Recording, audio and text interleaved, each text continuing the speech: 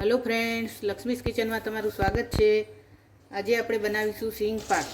એના માટે મેં અહીંયા આવી 3 વાટકી સિંગ લઈ લીધી છે, તેને શેકી દીધી છે અને એના પોતરા કાઢી લીધા છે। આવી રીતે આ માપ લીધું છે, મેં 3 વાટકી લીધી છે અને એમાં આપણે આ ટોપરાની છીણ નાખીશું। તો 1 વાટકી એ લઈશું ટોપરાની છીણ અને એમાં મેં 2.5 વાટકી ખાંડ લીધી છે। તમારે 3 વાટકી લેવી હોય તો પણ લઈ શકાય। पहला આપણે સિંગને દળી લઈશું, એનો પાવડર કરી લઈશું સારી રીતે। તો આ મિક્સર જારમાં થોડું થોડું લઈ અને આપણે દળી લઈશું, એકદમ ઝીણો પાવડર કરીશું। આપણે હવે મિક્સર જારમાં દળી લઈશું એને। તો આપણે એને ચાલુ રાખીને નથી દળવાનું, આવી રીતે ચાલુ બંધ કરતા જવાનું છે, જે આમ એ રીતે કરવું છે, આમ ચાલુ નહીં।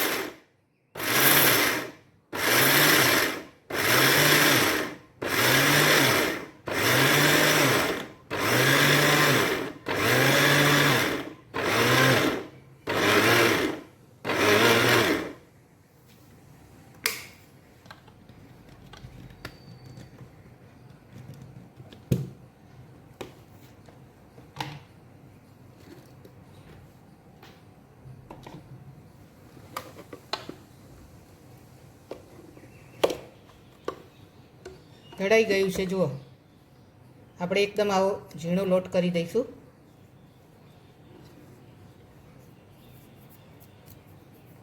બધી જ આપણે સિંગ આવી રીતે દળી લઈશું હવે।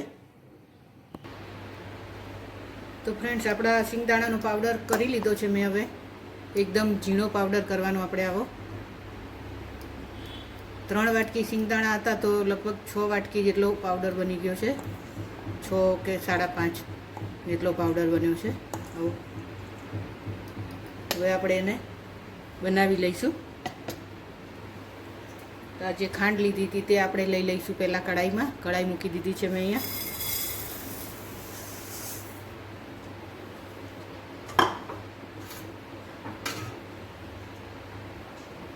એમાં આપણે ખાંડ ડૂબે એટલું પાણી એડ કરીશું।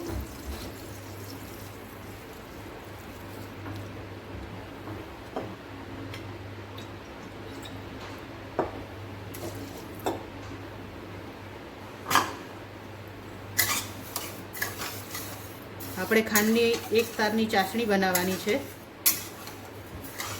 ગેસ ફૂલ રાખી અને ખાંડ ઓગાળી લઈશું પહેલાં।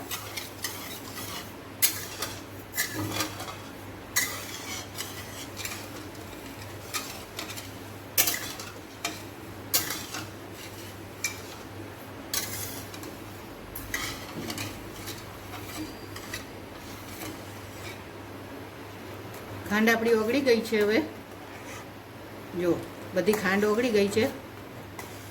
હવે ખાંડમાં આપણે બબલ આવવા દઈશું અને એક તારની ચાસણી થાય ત્યાં સુધી આપણે એને શેકીશું। આવી રીતે હલાવતા રહીશું સતત।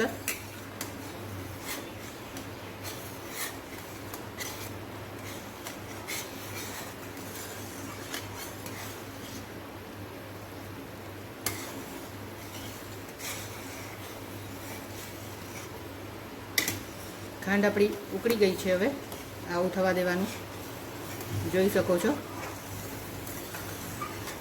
ના હજુ આપણે આમાં એક તારની ચાસણી બનાવવાની છે।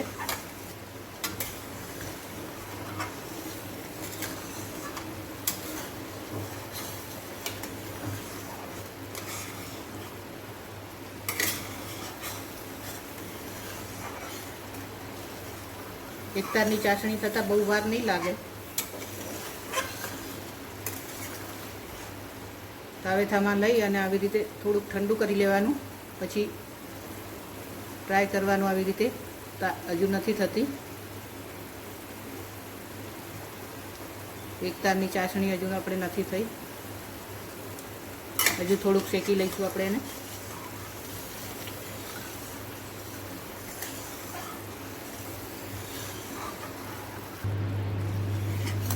ચાસણી આપણી તૈયાર થઈ ગઈ છે, હવે જોઈ લઈશું।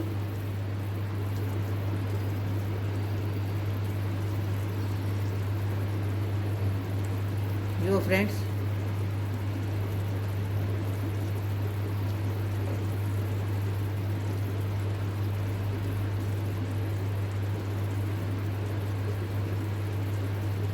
બસ આટલી જ આપણે કરવાની છે, આનાથી વધારે નહીં કરીએ, નહીંતર કડક થઈ જશે બહુ.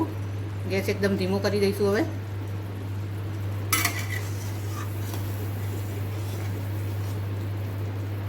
અને આપણે આ જે પાવડર કરીને રાખ્યો હતો તે અંદર એડ કરી દઈશું.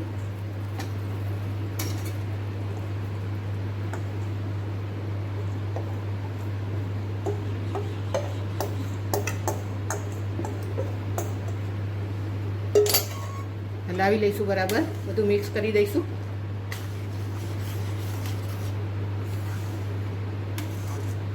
અહીંયા હું વધારે પ્રમાણમાં બનાવું છું એટલે મેં આટલું બધું લીધું છે, 3 વાટકી. તમે 1 વાટકીના માપથી પણ બનાવી શકો.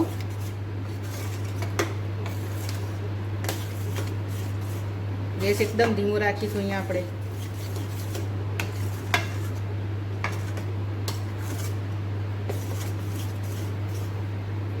આ ટોપરાનું છીણ લીધું હતું તે એડ કરી દઈશું આપણે અંદર.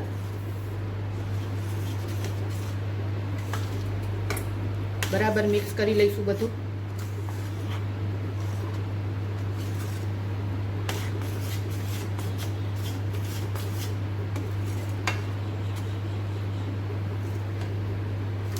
ફ્રેન્ડ્સ, આને સિંગ પાકે કહેવાય અને માંડવી પાક પણ કહેવાય છે.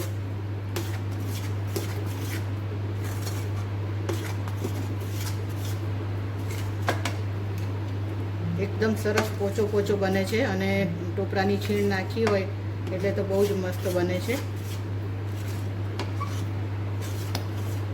હલાવતા રહીશું બરાબર, નીચે ચોંટે નહીં.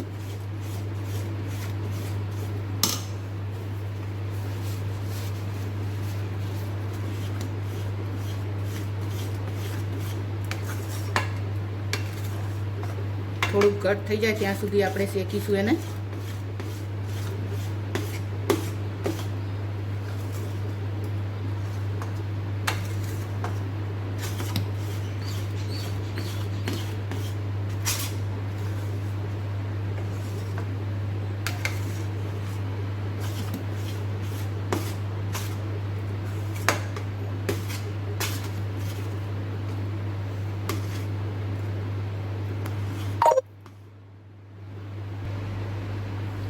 તો આપણો માંડવી પાક હવે તૈયાર થઈ ગયો છે ફ્રેન્ડ, સિંગ પાક. આવી રીતે ઠંડુ કરી લીધું હતું મેં થોડુંક ડીશમાં, અને આવી ગોળી વળી જાય તો સમજી લેવાનું કે થઈ ગયો છે તૈયાર.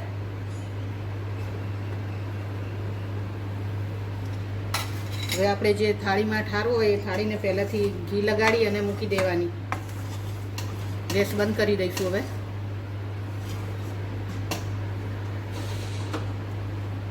થાળીમાં કાઢી લઈશું. અહીંયા હું 2 ભાગમાં કરું છું, તમારે એકમાં કરવું હોય તો પણ ચાલે. હું અડધું મિશ્રણમાં કલર નાખું છું, જે ફ્રૂટ કલર આવે છે તે. તો અડધું પહેલાં હું થાળીમાં કાઢી લઉં છું. ગેસ બંધ કરી દેવાનો ફ્રેન્ડ્સ.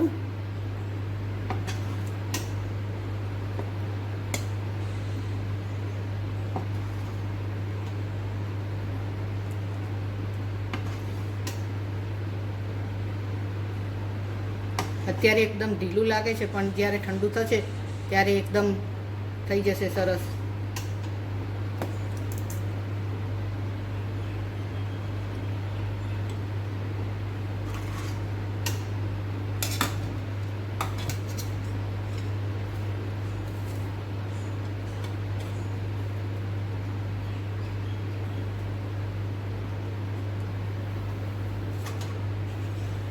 આમાં થોડોક હું ફ્રૂટ કલર નાખું છું.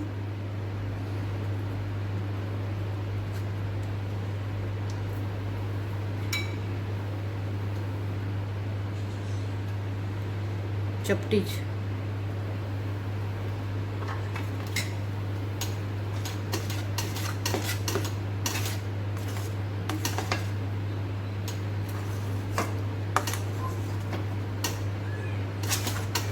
મિક્સ કરી લઈશું બધું કલર બરાબર.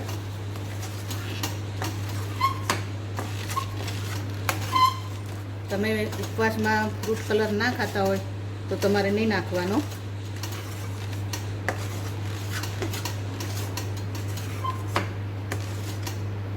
એક ચમચી ઘી તમારે નાખવું હોય તો પણ નાખી શકાય, મેં નથી નાખ્યું અહીંયા.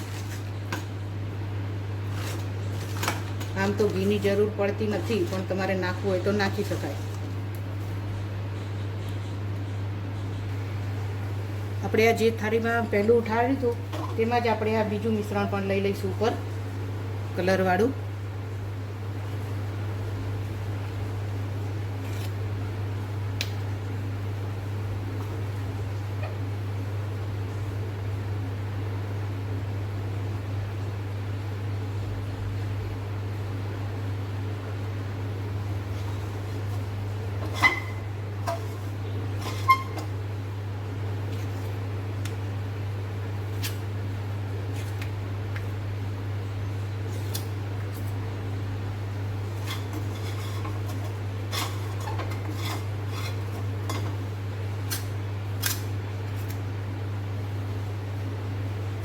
તાવેતાથી આપણે આવી રીતે સેટ કરી લઈશું.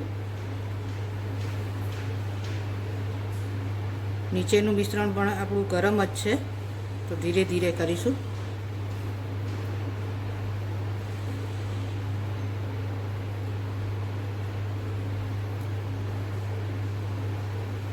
વાટકી લઈ લઈશું આપણે. વાટકી નીચે આવી રીતે ઘી લગાડી દેવાનું થોડુંક.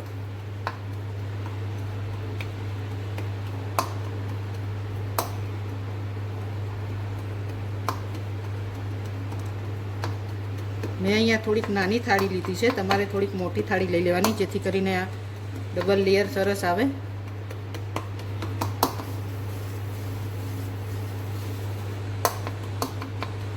એક કલરમાં પણ બનાવી શકાય.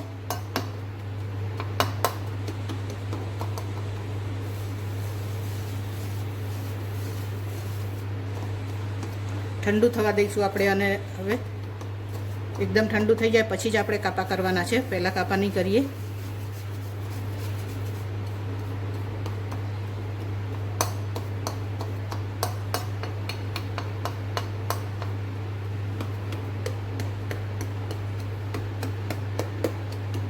આવી રીતે પ્લેન કરી લઈશું સરસ ઉપરથી, પછી કાપા કરીશું, ઠંડુ થવા દઈશું.